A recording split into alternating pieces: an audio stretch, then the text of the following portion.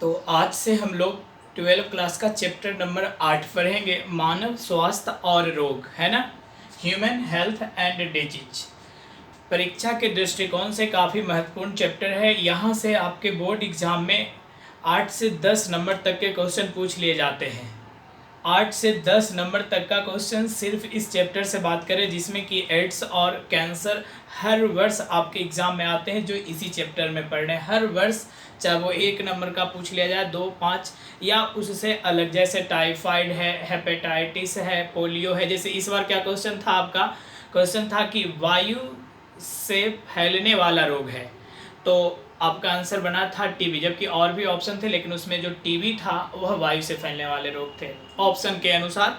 उसी तरह से क्वेश्चन आपको पीछे मिला था कि इनमें से किस रोग को हम स्वच्छ जल पीकर रोक सकते हैं, तो उस बार आंसर मिला था टाइफाइड। मतलब आज हम लोग क्या पढ़ेंगे, रोग कैसे उत्पन्न होते हैं, हम स्वस्थ कैसे रह सकते हैं, स्वस्थ रहने के बहुत से तरीके हैं, उन तरीकों को पढ़ेंगे और रोग से बचाव किस तरह से किया जाता है। तो चलिए स्टार्ट करते हैं। आज हम लोग मानव स्वास्थ्य और रोग, फिर से बता दें कि यह जो चैप्टर है इसमें हम लोग एक दिन में एक डिजीज को पढ़ेंगे, इसलिए बोल रहे हैं आज तो फर्स्ट डे है, इसलिए कुछ आप अलग अलग चीज़ें सीखेंगे। लेकिन जब से एक एक डिजीज स्टार्ट होगा वीडियो बड़ा बनेगा, लगभग 30 मिनट 35 मिनट या उससे भी ज़्यादा हो सकते हैं। तो आप ध्यान से समझते जाएंगे, लिखते भी जाएंगे, जो बातें नहीं समझ में आएंगी वो हमसे पूछ भी लेंगे, जिससे कि डाउट क्लास में आपका क्लियर हो जाए, है कि नहीं। तो चलिए हम लोग पढ़ते हैं मानव स्वास्थ्य और रोग। तो सबसे पहले इस चीज़ों को समझना होगा, स्वास्थ्य हेल्थ क्या है और रोग डिजीज किसे कहते हैं। सबसे पहले चीज़ इनको समझेंगे। तो आप स्वास्थ्य की बातें, एक चैप्टर था जनन स्वास्थ्य रिप्रोडक्शन में, वहाँ पर स्वास्थ्य का मतलब बताया गया था WHO के अनुसार, पूरा नाम याद होगा, वर्ल्ड हेल्थ ऑर्गेनाइजेशन, विश्व स्वास्थ्य संगठन। WHO के अनुसार वह व्यक्ति, बोलिए आगे, जो, बोलते जाइए, जो भौतिक, मानसिक और सामाजिक, है ना, भौतिक, मानसिक, सामाजिक, फिजिकल, मेंटल और सोशल, फिजिकल, मेंटल और सोशल, भौतिक, मानसिक और सामाजिक दृष्टिकोण से अच्छे होते हैं, उन्हें हम स्वस्थ कहते हैं, हेल्दी कहते हैं। लेकिन ये 3 वर्ड का मतलब क्या होता है, पहले तो परिभाषा याद कर लिए। WHO के अनुसार वह व्यक्ति जो भौतिक, मानसिक और सामाजिक दृष्टिकोण से अच्छे होते हैं उन्हें स्वस्थ कहा जाता है, ठीक है। लेकिन ये भौतिक, मानसिक और सामाजिक का मतलब क्या होता है, जनरली हम लोग अपनी भाषा में स्वस्थ का मतलब क्या समझते हैं, कि जिसे कोई बीमारी ना हो, यही समझते हैं ना, कि जिसे कोई बीमारी ना हो उसे स्वस्थ, हेल्दी कहा जाता है कि नहीं। लेकिन WHO ऐसा नहीं बताता है ना। WHO बताता है क्या, कि भौतिक, मानसिक और सामाजिक दृष्टिकोण तीनों से अच्छा हो उसे हम स्वस्थ कहेंगे। हाँ, भौतिक का मतलब क्या हुआ, भौतिक का मतलब हो गया शरीर के सभी अंग, सभी अंग जो है उनका अपना एक कार्य होता है और वह अपने कार्य नियमित रूप से कर रहे हैं, तब वह भौतिक दृष्टिकोण से अच्छे हैं। जैसे सर, तो कहने का मतलब आँख, आँख का काम क्या है, देखना। अगर विजुअलिटी में देखने में कोई तकलीफ होती है, यानी शरीर का एक ऐसा अंग है जो नियमित रूप से कार्य नहीं कर रहा है, वो कौन था, आँख, जिसके कारण हम अच्छी तरह से देख पा नहीं रहते, अर्थात WHO के अनुसार वह स्वस्थ व्यक्ति नहीं है। ठीक उसी तरह से कान, कान का कार्य क्या होता है, सुनना। लेकिन किसी व्यक्ति को कोई आवाज़ सुनने में काफ़ी दिक्कत होती है, या बहुत तेज आवाज़ सुन पाता है, मंद आवाज़ नहीं सुन पाता, इसका मतलब उसे सुनने संबंधी विकृति है, गड़बड़ी है। तो शरीर का कोई ऐसा अंग जो है ना, तो अंग किस में आ गए, भौतिक में, तो वो भौतिक दृष्टिकोण से अच्छे नहीं है। लेकिन WHO कहता है जिसमें ये तीनों कैरेक्टर हैं वही स्वस्थ है, अर्थात फिजिकल का मतलब समझ गए, शरीर के सभी अंग हैं और उनके अपने अपने कार्य हैं और वो अपने कार्य नियमित रूप से कर रहे हैं, तब वह भौतिक दृष्टिकोण से ठीक है। नेक्स्ट, मानसिक मेंटल, किसी विषय वस्तु के बारे में सोचने और समझने की क्षमता। सबका सोच जो है हर विषय वस्तु पर अपना अपना है कि नहीं। हर विषय वस्तु पर सभी व्यक्तियों का मेंटल यानी मानसिक सोच जो होता है वो अलग होता है, फिर भी कुछ तो सोच सकते हैं ना। किसी विषय वस्तु के बारे में अपनी प्रतिक्रिया देना सोच समझ कर जो ऐसा करता है मतलब वह मेंटल मानसिक दृष्टिकोण से भी अच्छा है।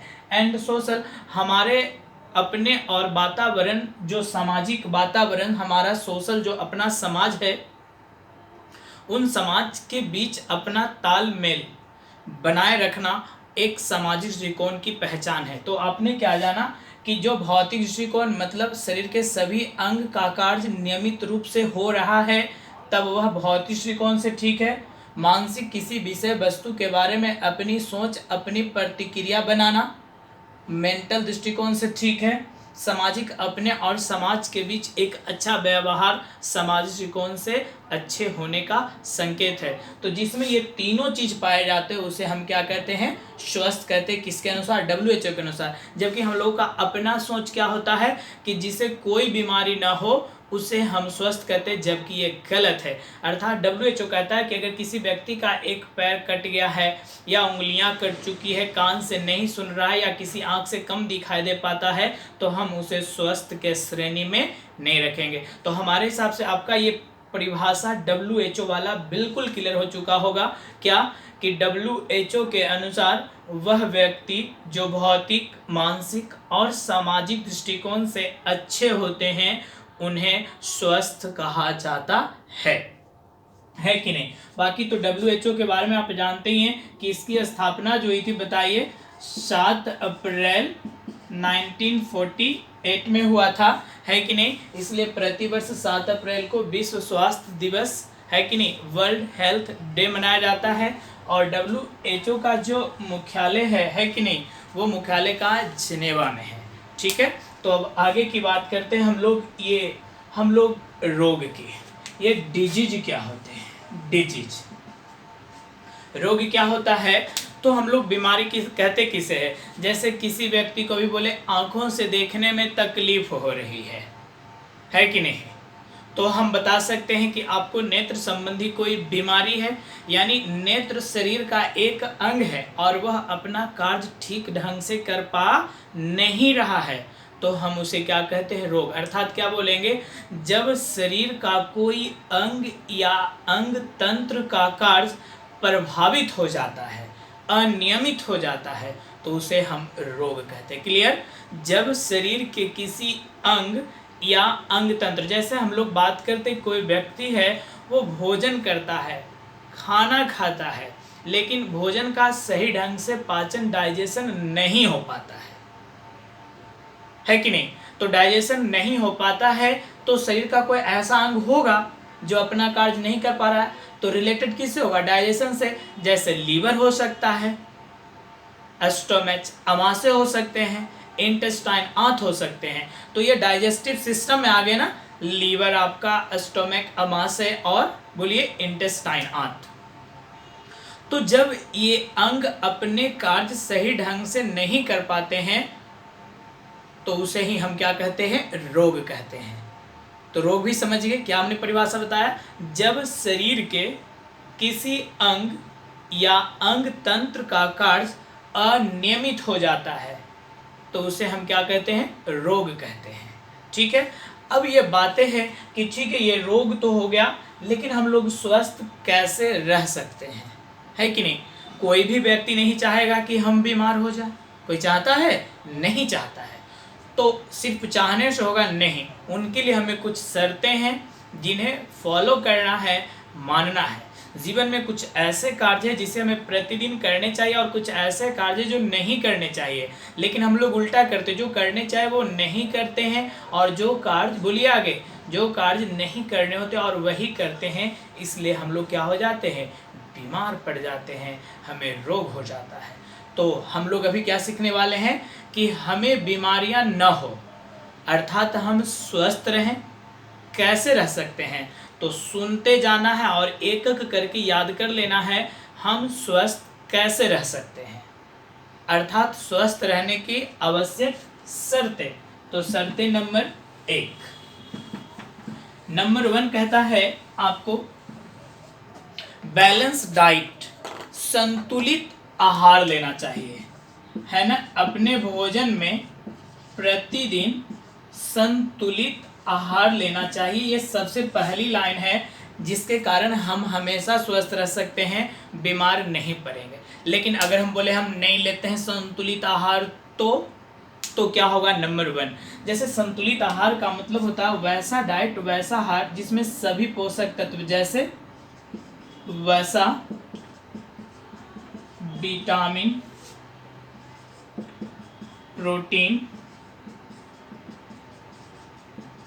कार्बोहाइड्रेट और खनिज तत्व या खनिज पोषक तत्व, ये सब अपने उचित मात्रा में मौजूद हो। अब संतुलित आहार का यही परिभाषा है बैलेंस डाइट का, वैसा आहार जिसमें सभी पोषक तत्व मतलब वसा, विटामिन, प्रोटीन, कार्बोहाइड्रेट और खनिज लवण इत्यादि उचित मात्रा में मौजूद हो।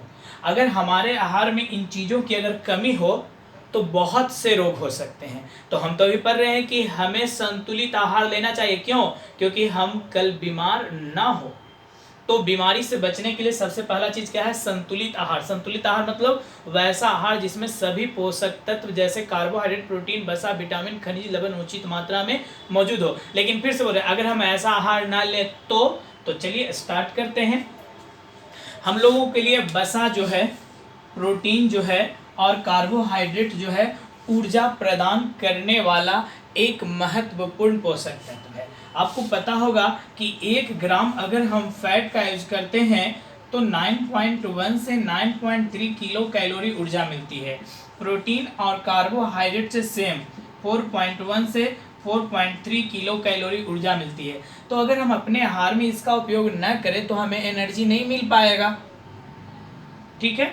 अगर हमारे आहार में प्रोटीन की कमी होती है तो क्वाशियोरकर और मरासमस नामक रोग हो सकते हैं। ये बीमारियां हो गई ना कब? जब हम अपने आहार में संतुलित आहार नहीं लिए तो प्रोटीन की कमी किए तो। विटामिन 11th क्लास में मत पूछिए कितने आप पढ़े हो विटामिन के ढेरों से प्रकार, तो उसमें पढ़े थे कि अगर विटामिन ए की कमी हो जाए तो कमी कब होगा? जब हम अपने आहार में अपने डाइट्स में विटामिन को शामिल नहीं करेंगे। तो जैसे विटामिन ए शामिल नहीं हो पाएगा तो हमें क्या हो सकती है? बोलिए जल्दी से।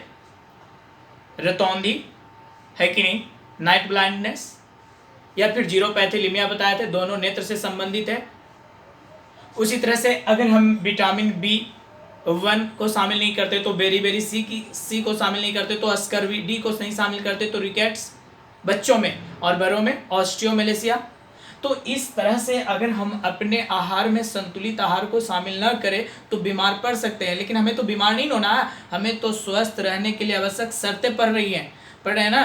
तो स्वस्थ रहने के लिए सबसे पहली चीज़ें हमें अपने आहार में संतुलित आहार लेना चाहिए प्रतिदिन।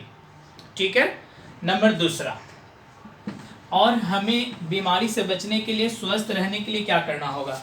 तो नंबर 2 कहता है स्वच्छ जल। ध्यान दीजिएगा, स्वच्छ जल और भोजन का प्रयोग करना चाहिए। अगर हम ऐसा नहीं करते हैं तो आपको बताएं, यहां से क्वेश्चन आपको पूछ लिए गए हैं। स्वच्छ जल अगर हम लोग सेवन नहीं कर सकते हैं तो संदूषित जल के कारण हम लोगों में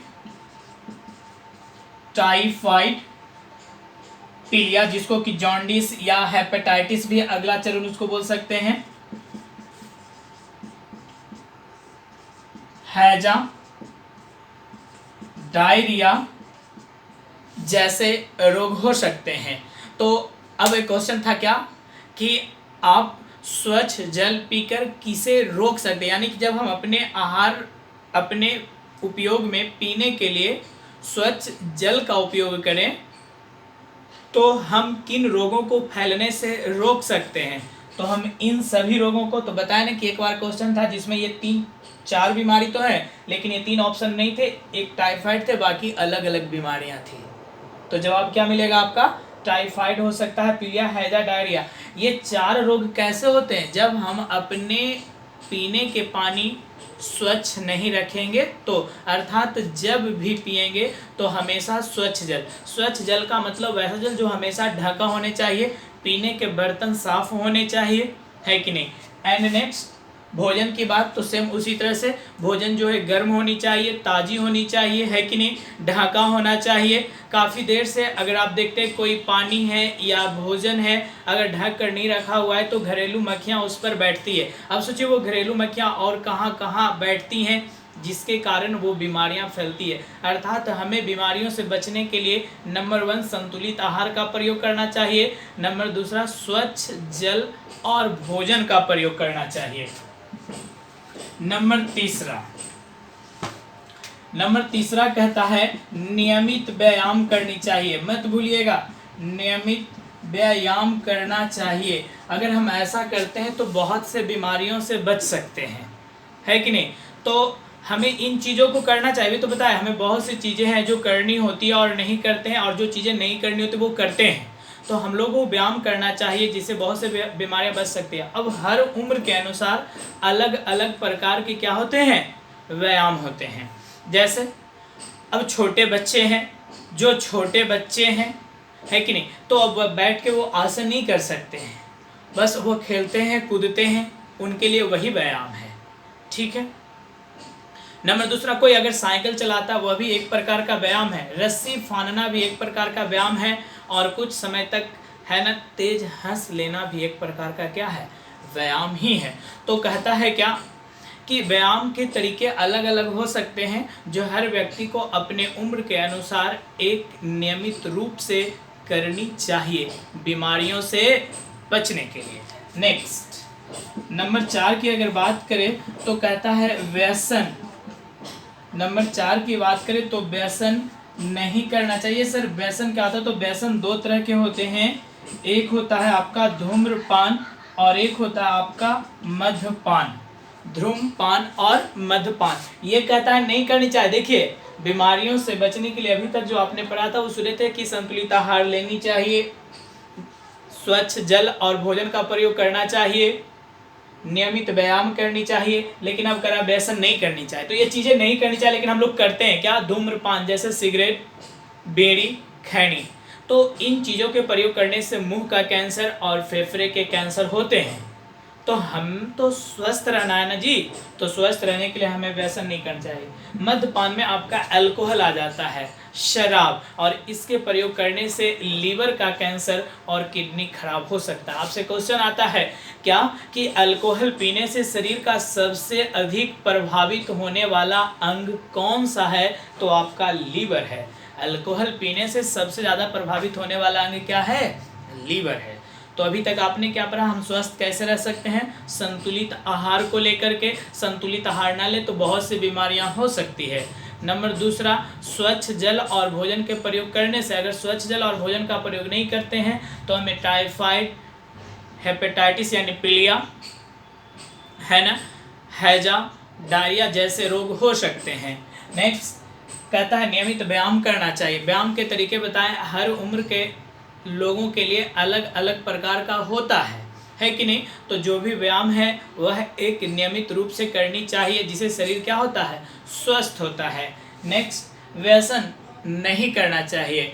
व्यसन बताया धूम्रपान, मद्यपान, बीड़ी, सिगरेट, खैनी, तंबाकू जो भी समझ रहे, गुटखा, पान मसाला, शराब, अल्कोहल का प्रयोग अपने जीवन में नहीं लाने चाहिए, क्योंकि इससे बहुत से जानलेवा रोग होते हैं। जैसे बताया क्या, कैंसर, है कि नहीं, गुटखा जो मुंह में चबाते हैं मुख का कैंसर, सिगरेट उनके धुएं से फेफड़े का कैंसर हो सकता है। तो अल्कोहल पीने से आपका लीवर और किडनी भी प्रभावित हो सकता है। तो हमें तो बीमारियों से बचना है ना जी, तो इन चीज़ों को अपने जीवन में शामिल नहीं करने चाहिए। किसको? व्यसन को। नेक्स्ट अब हम लोग और स्वस्थ कैसे रहने के तरीके हैं, तो नंबर 5 आप जानिए, है ना। नंबर 5 का था अपने वातावरण को स्वच्छ रखना चाहिए।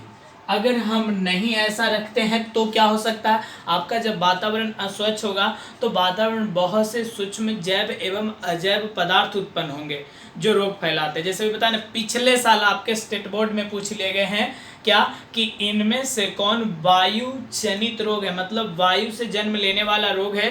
तो उसमें जो ऑप्शन के अनुसार आंसर बने थे वो आपका टीबी था। यानी हमारे वातावरण के जब अस्वच्छ होंगे, वातावरण स्वच्छ नहीं अस्वच्छ होंगे, तो हमें रोग हो सकते हैं क्या, टीबी, ट्यूबरकुलोसिस बोलिए, यक्ष्मा तपेदिक पढ़ेंगे, है कि नहीं। उसी तरह से निमोनिया हो सकता है, किसके कारण, अस्वच्छ वातावरण के कारण। डिप्थेरिया हो सकते हैं, किसके कारण, अस्वच्छ वातावरण के कारण, है ना। इसके अलावा अपने गड्ढे गमले कहीं भी घर के आसपास हैं, छत के ऊपर अगर गमले रखे हैं तो उनमें पानी को जमा होने नहीं देना चाहिए, क्योंकि जब पानी जमा होते हैं तो उसमें मलेरिया, डेंगू, कालाजार रोग उत्पन्न करने वाले रोगाणु भी उत्पन्न होते हैं। अर्थात अपने गड्ढे और गमले जो भी घर के आसपास हैं उसमें पानी जमा होने नहीं देना चाहिए, और समय समय पर अपने गली एवं नलियों के आसपास DDT, डाइक्लोरोडाइफेनाइल ट्राइक्लोरोइथेन, डाइक्लोरोडाइफेनाइल ट्राइक्लोरोइथेन का छिड़काव करना चाहिए, जिससे कि मलेरिया, डेंगू, कालाजार जैसे रोग फैलाने वाले मच्छर क्या हो जाते हैं, नष्ट हो जाते हैं। तो आपने अभी क्या जाना, स्वस्थ क्या है, हेल्थ की किसे कहते हैं, तो हमने पढ़ा कि WHO के अनुसार वह व्यक्ति जो भौतिक, मानसिक और सामाजिक दृष्टिकोण से अच्छे होते हैं उन्हें स्वस्थ कहते हैं। WHO की स्थापना 7 अप्रैल 1948 को हुआ था, इसलिए प्रतिवर्ष 7 अप्रैल को वर्ल्ड हेल्थ डे, विश्व स्वास्थ्य दिवस के रूप में मनाया जाता है। WHO का मुख्यालय कहाँ होता है, जेनेवा। अब हम लोग पढ़े थे कि भौतिक का मतलब शरीर के सभी अंग आते हैं और उनके कार्य अगर वो नियमित रूप से कर रहे हैं, मतलब आप भौतिक दृष्टिकोण से ठीक हैं, है कि मानसिक किसी विषय वस्तु के बारे में आप सोच सकते हैं और अपनी प्रतिक्रिया रख सकते हैं, तो वह आपका क्या हो गया, मानसिक दृष्टिकोण से अच्छा होना सूचित करता है। और सामाजिक, अपने और अपने वातावरण, अपने समाज के बीच सहसंबंध स्थापित करना आपको सामाजिक वातावरण से स्वस्थ होने को सूचित करता है। अर्थात जिसमें ये तीनों चीज़ मौजूद हैं उसे हम क्या कहते हैं, स्वस्थ कहते हैं। किसके अनुसार, WHO के अनुसार। जबकि हम लोग क्या मानते थे कि जिसे कोई बीमारी नहीं हो उसे स्वस्थ हो। ऐसा नहीं कि किसी व्यक्ति को मान लेते कि एक हाथ कटा हुआ है लेकिन उसे अब कोई बीमारी नहीं है, तो WHO फिर भी उसे स्वस्थ के श्रेणी में नहीं रखता है।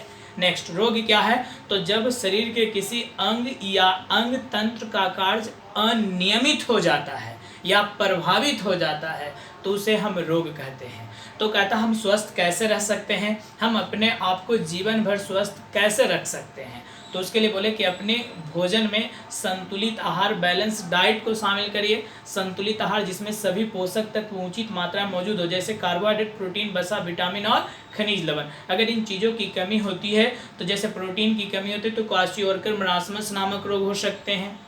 विटामिन ए की कमी होगा तो रतौंधी और जीरोपैथिलीमिया, B1 की तो beriberi C scurvy, D rickets, है कि नहीं। तो इस तरह से अलग अलग बीमारियों जो होती है, बीमारियां वो अलग अलग पोषक तत्वों की कमी के कारण उत्पन्न होती है। बताया कि स्वच्छ जल और भोजन का प्रयोग करना चाहिए। अगर ऐसा हम नहीं करते हैं तो हमें टाइफाइड, हैजा, डायरिया और हेपेटाइटिस जैसे जानलेवा रोग भी हो सकते हैं, है ना। हम लोग पर नियमित व्यायाम करनी चाहिए, नियमित व्यायाम करनी चाहिए जिससे कि हमारे शरीर के सभी अंग जो होते हैं वो क्रियाशील रहेंगे और अंग संबंधी कोई गड़बड़ी नहीं होगी। व्यसन सबसे महत्वपूर्ण बात है, व्यसन अपने जीवन में शामिल नहीं करना चाहिए, अर्थात धूम्रपान और मद्यपान, बीड़ी, सिगरेट, खैनी, गुटखा, पान मसाला और शराब को अपने जीवन में शामिल नहीं करना चाहिए, क्योंकि अगर इनको शामिल करते हैं तो वो मुंह का कैंसर, फेफड़े का कैंसर, है कि नहीं, लीवर का कैंसर जैसे जानलेवा रोग उत्पन्न कर सकता है कि नहीं। गड्ढे और गमले में पानी जमा होने नहीं देना चाहिए, क्योंकि उसमें मलेरिया, कालाजार, है ना, डेंगू जैसे रोग उत्पन्न करने वाले मच्छर उत्पन्न होते हैं और वह हमें मलेरिया, डेंगू जैसे रोग फैलाते हैं। उसी तरह से बोले अपने वातावरण को स्वच्छ रखें और गली नली में DDT का हमेशा क्या करना चाहिए, छिड़काव करनी चाहिए। तो इन बातों को आप अभी के अभी ही याद कर लिए हैं और याद रखेंगे भी और अपने जीवन में भी इसे शामिल करेंगे।